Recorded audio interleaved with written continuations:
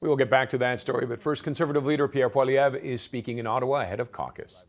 Who's doubled housing costs by funding bureaucracies that block building and printing $600 billion of inflationary money.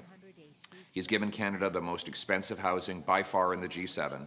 Housing costs have increased 40% faster than incomes, the worst gap of any G7 country, the second worst of all 40 OECD countries, twice as bad as the OECD average. Our housing is now 25 to 45% more expensive than the States, even though their economy is 10 times bigger, their population is 10 times as large, and they have less land to build on. He's made it so that Vancouver has the third worst housing prices in the world. We now have 30 homeless encampments in Halifax that we never had before Justin Trudeau.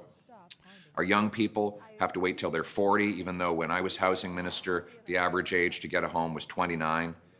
That was only 8 years ago. Incredible how affordable housing was when I was minister. It was $750 to rent an apartment in Montreal when I was minister. Now it's over $2,000, a triple in one city.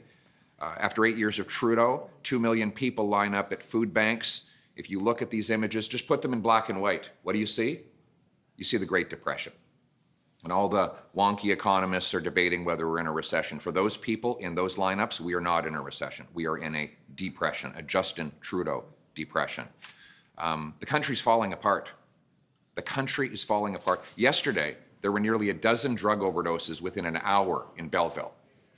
This is after 8 years of Trudeau effectively decriminalizing hard drugs and funding opioids and unleashing chaos by releasing repeat violent offenders into our streets.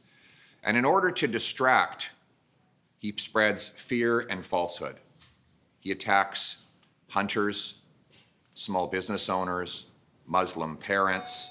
He divides Jews against Muslims, Hindus against Sikhs. He divides East against West. He divides business owners against workers. He is tearing the country apart to distract from his appalling record of rising costs and rising crime. And we expect to see more of it. And just one quick story.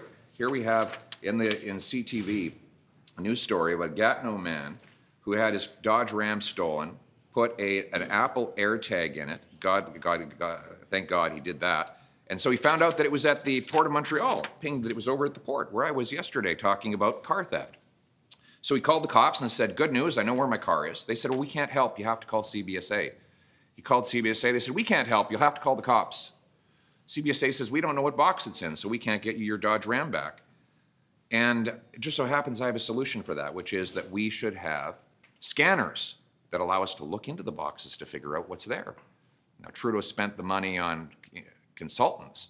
I'm going to spend it on scanners and 75 border officers so that we can open the right box and Mr. Roos can get back his 2021 Dodge Ram.